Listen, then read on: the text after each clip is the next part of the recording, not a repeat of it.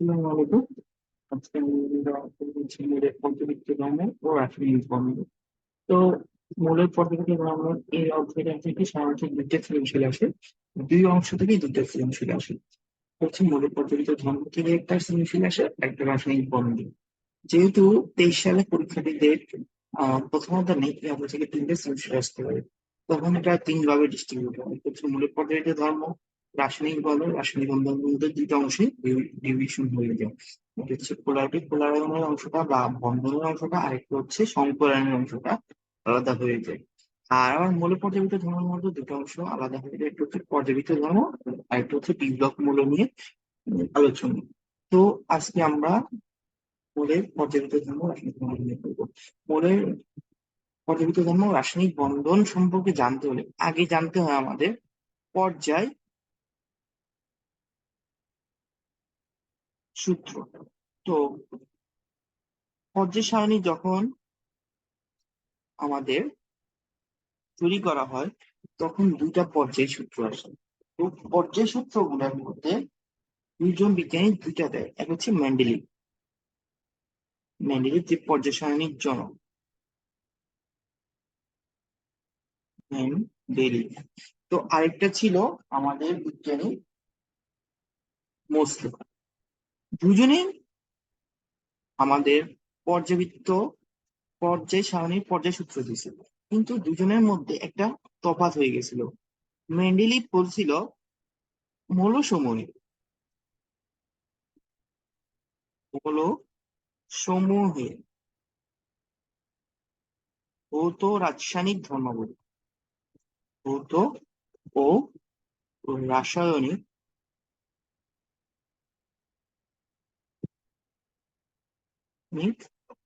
ধর্মাবলী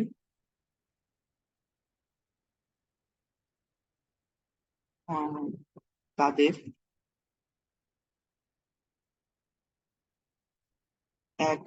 একজনে বলছে আহ ভর সংখ্যার সাহায্যে, ভর বা এটাকে বলে, আমরা যেটাকে বলি পারমাণবিক ভরের সাথে, পারমাণবিক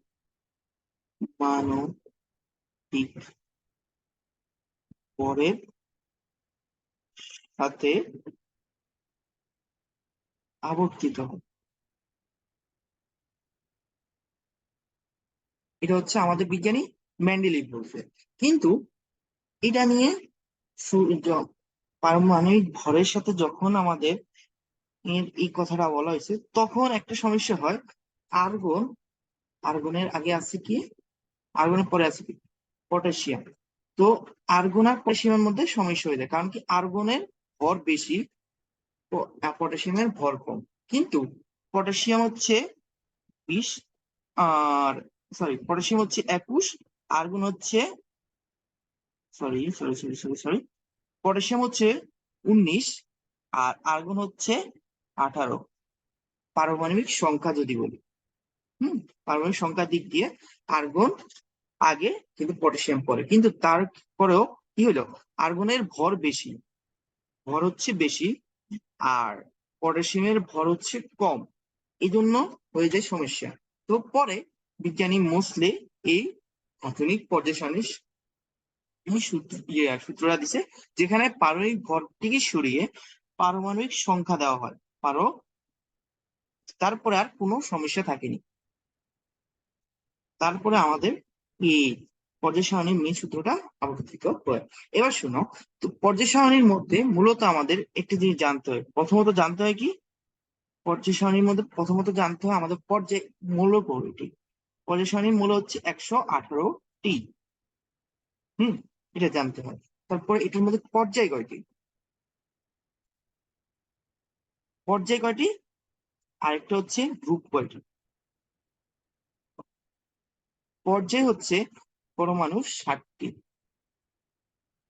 পারমাণবিক আমাদের বলে পর্যায় সারণীর মধ্যে পর্যায় 60টি, আর হচ্ছে গ্রুপ হচ্ছে 18টি, গ্রুপ 18টি। গ্রুপ গুলো হচ্ছে কিভাবে থাকে, আমাদের লম্বালম্বি পর্যায়গুলো হলো পাশাপাশি। এবার হচ্ছে এই গ্রুপ গুলোর মধ্যে এই 118টা মূলকে আমরা 4 ভাগে ভাগ করি তাদের ইলেকট্রন বিন্যাসের উপর নির্ভর করে। তারা হচ্ছে এক হচ্ছে এস ব্লক মৌল, আরেকটা হচ্ছে পি ব্লক মৌল, আরেকটা হচ্ছে ডি ব্লক মৌল, আরেকটা হচ্ছে এ ব্লক মৌল। এটা আমরা জানি। তো এস ব্লক মৌল কয়টি? এস ব্লক মৌল হচ্ছে, এস ব্লক মৌল কারা, পি ব্লক মৌল কারা, ডি ব্লক মৌল কারা, এ ব্লক মৌল কারা। এই তিনটার সংজ্ঞা একই রকম। যে সকল পরমাণু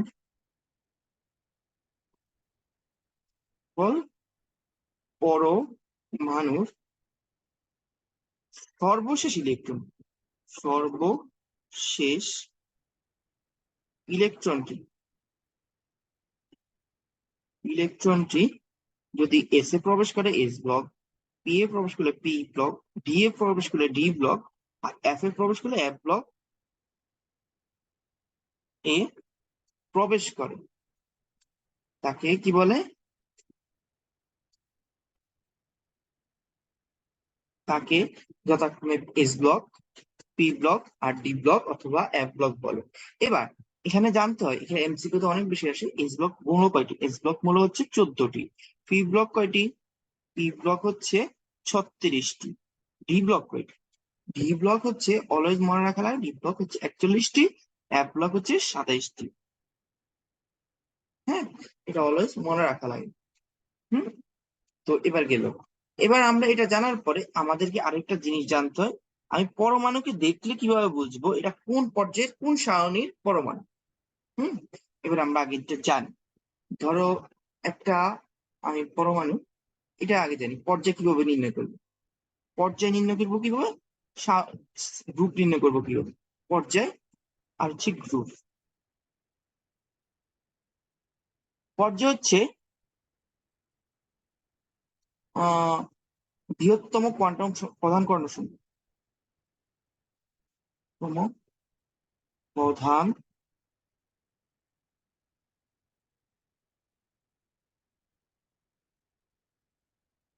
কোয়ান্টাম সংখ্যা, অথবা যেটাকে বলে আমরা কক্ষপথ, সর্বশেষ কক্ষপথ সংখ্যা, সর্বশেষ কক্ষপথ সংখ্যা, সর্বশেষ কক্ষপথ সংখ্যাই আমাদের, বা শক্তি স্তর বা কক্ষপথ একই জিনিস, সেটাই হচ্ছে আমাদের পর্যায়। কোন পরমাণু সর্বশেষ ইলেকট্রন যদি চতুর্থ শক্তি স্তরে প্রবেশ করে, তাহলে তার পর্যায় হবে চতুর্থ। এটা আমরা জেনে রাখলাম। তারপরে হচ্ছে গ্রুপ। গ্রুপের জন্য এক এক পরমাণুর জন্য একটি। এবার একটা জিনিস বলো, যদি সর্বশেষ কক্ষপথে বা সর্বশেষ ইলেকট্রনটি এস এর ব্লকে এস অরবিটালে প্রবেশ করে, যদি এস 1 বা 2 হয়, 1 হইলে 1 নাম্বার গ্রুপ, 2 হইলে 2 নাম্বার গ্রুপ। এরপরে হচ্ছে যদি পি ব্লকের সবচেয়ে মানে পি অরবিটালের সর্বশেষ ইলেকট্রন প্রবেশ করে, তখন কি হবে? তখন হচ্ছে আমাকে অলওয়েজ 10, 10-এর সাথে এস ব্লকের, এর আগের এস ব্লকের 2টা ইলেকট্রন থাকে, তারপরে পি ব্লকের ইলেকট্রন গুলা লাগবে, যোগ করে দিলে যা পাবো তাই হচ্ছে আমাদের ওই পর্যায় সারণী। অথবা আমরা এভাবেও লিখতে পারি 12 প্লাস পি এর ইলেকট্রন। ক্লিয়ার? শেষ। এবার হচ্ছে ডি এর ক্ষেত্রে কি করব? ডি এর ক্ষেত্রে একদম সহজ। ডি এর জন্য প্রথম হচ্ছে তার আগে এস এরটা, এস আর ডি দুইটা যোগ করে দিব। তার আগে যে এসটা থাকবে, ওই এস এর ইলেকট্রন সংখ্যা, ওটার মধ্যে দুইটা থাকলে দুইটা, একটা থাকলে একটা, তা যোগ করে দিব ডি এর সাথে। কি তার কি, এগুলো ইলেকট্রন, সেই ইলেকট্রন সংখ্যাটা যোগ করে দিব, যে মানটা পাবো তাই হচ্ছে আমাদের পর্যায়, হ্যাঁ, গ্রুপ নাম্বার হবে। এবার শোনো, এফ এর ক্ষেত্রে একদম ইজি। এফ এর ক্ষেত্রে অলওয়েজ হবে, এটা কোন নাম্বার পর্যায়ে হবে? এফ অলওয়েজ 3 নং পর্যায়ে থাকবে। 3 নং, সরি, 3 নং পর্যায়ে, 3 নং গ্রুপে থাকবে। আর এফ ব্লক মৌলে দুইটাই আমাদের পর্যায়ে থাকে, এক হচ্ছে 4, নতুবা সরি 4 না, বলতেছি শেষ দুইটা 6 এবং 7, এই দুইটা যে কোনো একটা পর্যায়ে হবে। যদি এফ এর মান এফ 6 এফ এ প্রবেশ করে, তাহলে হচ্ছে এটা কোনটা, 6 নম্বর পর্যায়ে। 6 এফ এ না, মানে এটা হচ্ছে সময় কথা, 6 নম্বর কক্ষপথে যদি ইলেকট্রন প্রবেশ করে, তাহলে হচ্ছে আমাদের ওর পর্যায়ে হবে 6। আর যদি 7 নম্বর কক্ষপথে প্রবেশ করে, 7। শেষ। এটা একদম ইজি, এটা নিয়ে কোনো সমস্যা হবে না। এবার হচ্ছে আমরা পরবর্তীতে যে আমরা এখন অবস্থান নির্ণয় করে ফেলতে পারছি, তাহলে আমি এখন কিছু পরমাণু নিয়ে কাজ করি। যেমন হচ্ছে প্রথমে আমি যাব একটা, আগে এস ব্লক নিয়ে করব পটাশিয়াম, এটা কি হচ্ছে 19। তারপরে হচ্ছে পি ব্লক নিয়ে করলাম, পি ব্লকের মধ্যে ধরো একটা নিলাম ফসফরাস, যেটা হচ্ছে 15। একটা টি ব্লক নিলাম কপার, যেটা হচ্ছে 29। আমরা ইলেকট্রন বিন্যাসের জন্য আগে অধ্যায়ে পড়ে আসছি, আমাদের আহ্বান নীতি আছে 1s, S, 2p, 3s, 3p, 3d, 4s, 4p, 4d, 4f, 5s, 5p, 5d, 5f, আর একটা হচ্ছে 5g, যেটা আমাদের লাগে না। যদি নতুন কোনো পরমাণু তৈরি হয় তখন আমাদের লাগবে 7s, 7p। এবার শোনো, এবার হচ্ছে কথা হচ্ছে প্রথমত এভাবে যাবে,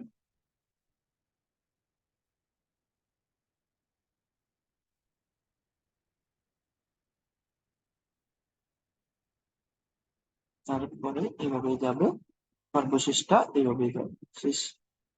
আমাদের এখান পর্যন্ত ইলেকট্রন বিন্যাসের ছবিটা আঁকা শেষ, তাই না? এবার হচ্ছে আমাদের, এবার এবার হচ্ছে আমরা আরেকটু উপরে উঠাই, বেশি নেমে গেছি। হ্যাঁ,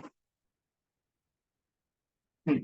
এবার দেখি, এবার হচ্ছে এটা ইলেকট্রন বিন্যাস 1s, 2, 2s2, 2p6, 3s2, 3p6, 4s1। একটা জিনিস কি, এই জিনিসটা ইলেকট্রন বিন্যাস আর আর্গনের ইলেকট্রন বিন্যাস একই রকম, তাই আমরা এটাকে এভাবেও প্রকাশ করতে পারি। Clear? তাহলে এই সর্বশেষ ইলেকট্রনটি এসে এসে প্রবেশ করছে, আর এটা সর্বোচ্চ প্রধান কোয়ান্টাম সংখ্যা 4, বা সর্বোচ্চ কক্ষপথ সংখ্যা হচ্ছে 4, মানে চতুর্থ কক্ষপথে ইলেকট্রন প্রবেশ করছে। তাহলে এটা পর্যায়গত হবে, পর্যায় হবে 4, শ্রেণী হবে বা গ্রুপ হবে কি 1। একই রকম ভাবে এটা করি, 1s2, 2s2, 2p6, এটাকে আমরা নিয়ন লিখতে পারি, তাই না? আর 3s2, 3p কত, 3 গেল। এটার মধ্যে পর্যায় কত, 4 হবে না, পর্যায় হচ্ছে 3। শ্রেণী, শ্রেণী হবে, আমি সংক্ষেপে বলছিলাম কি 12-এর সাথে যোগ করে দিলে হবে, 12-এর সাথে 3, 15, শেষ। তারপরে হচ্ছে এটাকে আমি সংক্ষেপে আর্গন লিখতে পারি।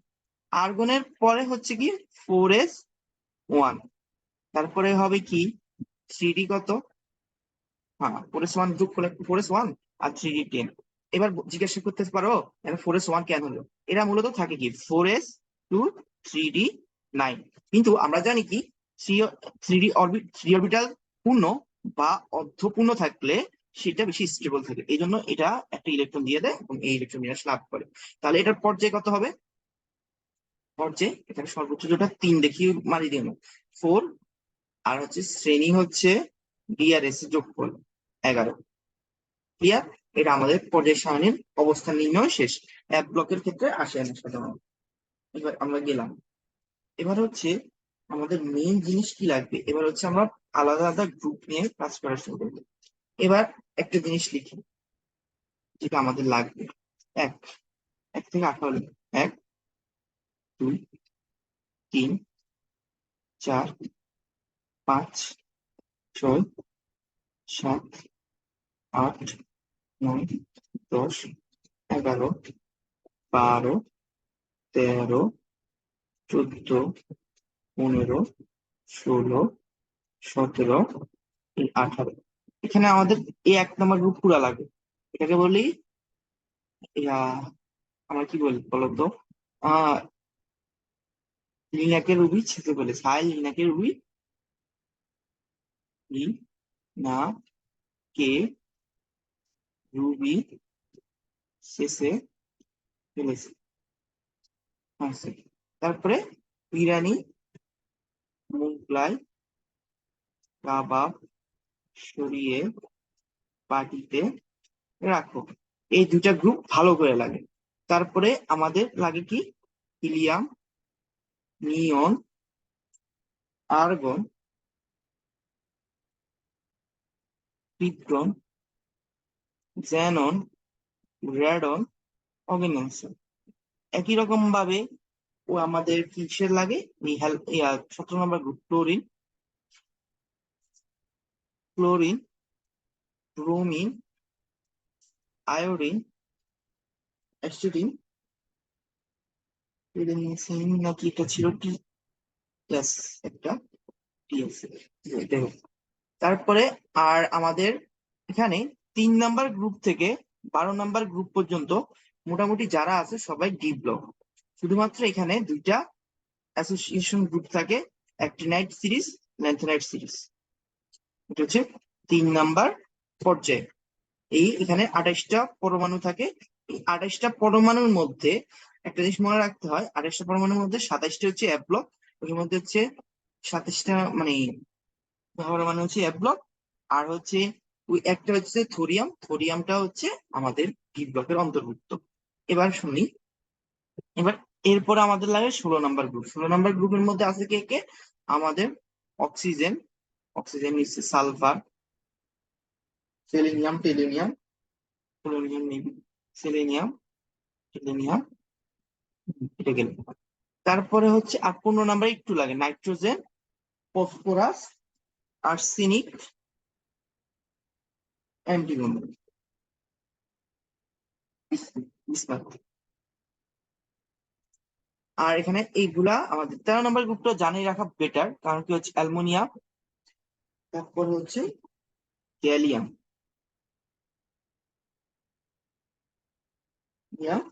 আর হচ্ছে জার্মেনিয়াম, গ্যালিয়াম, অ্যালুমিনিয়াম, আর এখানে হচ্ছে সিলিকন। আর এরূপ সরি সরি সরি এখানে একটু একটা জিনিস হয়ে গেছে যে এখানে আগে উপরে থাকবে বোরন, আর এখানে থাকবে হইতেছে কার্বন। এটা আর এটা এক লাইনে হবে। এবার শোনো, এখানে এগুলো লেখার কারণ আছে। 1 নাম্বার গ্রুপটাকে বলে আমরা ক্ষার ধাতুর গ্রুপ, ক্ষার ধাতু। 2 নাম্বার গ্রুপটাকে আমরা বলি মৃৎ ক্ষার ধাতু।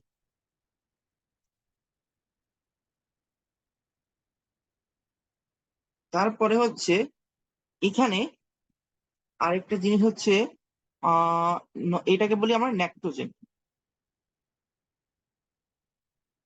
ন্যাক্টোজেন। এটাকে বলি চ্যালকোজেন, চ্যালকোজেন। এটাকে কি বলি, এটাকে বলি হ্যালোজেন। আর 18 নাম্বার গ্রুপটাকে বলি নিষ্ক্রিয় গ্যাস, ইনার্ট গ্যাস, নিষ্ক্রিয় গ্যাস, তারপর হচ্ছে নোবেল গ্যাস। যা ইচ্ছে তা বলতে পারি, সমস্যা নেই। 1 নম্বরকে কেন বলে খাদ্যাতু, আর এখানের মধ্যে একটা জিনিস মনে রাখতে হয়, এটা হলো দুষ্টমূল। এটা 1 নম্বর গ্রুপে আছে, কিন্তু 1 নম্বর গ্রুপের কোনো বৈশিষ্ট্য সে ধারণ করে না। তারপরে একটা জিনিস মনে রাখা লাগে, এই 12 নম্বর গ্রুপে থাকে কপার, 11 নম্বর গ্রুপে কপার, সিলভার, আরেকটা হচ্ছে গোল্ড। এই তিনটাকে বলে মুদ্রা ধাতু, এটা মনে রাখবে, মুদ্রা, মুদ্রা ধাতু। শেষ। এবার শোনো, তো খাদ্য ধাতু কেন বলে, এটা হচ্ছে অবশ্যই এটা পানির সাথে রিয়েকশন করে খাদ্য তৈরি করে। মৃৎ ধাতু কেন বলে, এটা হচ্ছে পানির সাথে রিয়েকশন করে খাদ্য তৈরি করে। আর একটা জিনিস হলো মাটিতে বেশি পাওয়া যায়। তারপরে নাইট্রোজেন কেন বলে, তারা হচ্ছে শ্বাসরোধ করে, শ্বাসরোধকারী, এটা আমি শ্বাসরোধকারী। আর হচ্ছে চ্যালকোজেন কেন বলি, চ্যালকোজেন বলার মেইন রিজনটা হচ্ছে এরা হচ্ছে আকরিক তৈরি করে, আকরিক। আর হ্যালোজেন হচ্ছে লবণ, কিসের লবণ, সমুদ্রের লবণ তৈরিকারী। আর নিষ্ক্রিয় গ্যাস মানে হচ্ছে ওরা নিষ্ক্রিয় গ্যাসের মতো কাজ করে, এদের অষ্টক পূর্ণতাকে, এটা 2 এর নিয়ম অথবা অষ্টক নিয়ম মেনে চলে। এবার হচ্ছে আমাদের এস ব্লক নিয়ে এবার পড়াশোনা করবো। এস ব্লক, এস ব্লক মূলত কি, যেদের সর্বশেষ ইলেকট্রনটি এস ব্লকে প্রবেশ করে, হয় S1 নয় S2। S1 হলে সেটা হচ্ছে 1 নম্বর গ্রুপে, গ্রুপ 1-এ, S2-তে হলে গ্রুপ 2-তে। আর গ্রুপ 1-এর মৌলগুলা কি? গ্রুপ 1-এর মৌলগুলো হচ্ছে ক্ষার ধাতু, আর গ্রুপ 2 এর মৌলগুলা কি? মৃৎ ক্ষার ধাতু। অনেক ক্ষেত্রে, তাই না? মৃৎ আর ধাতু।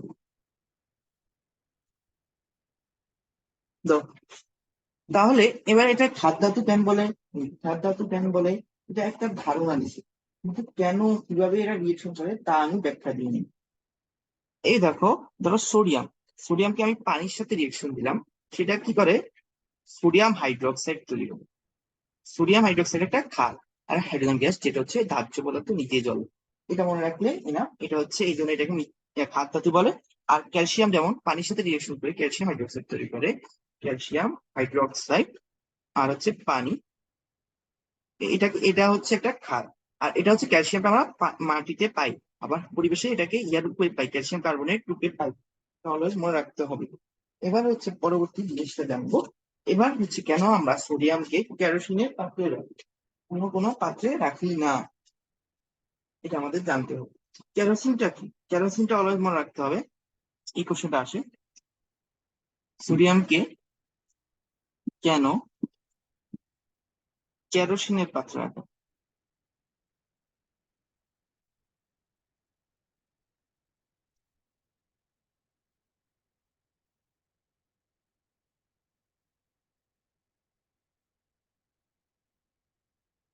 অলওয়েজ মনে রাখবা কেরোসিন মানে কি?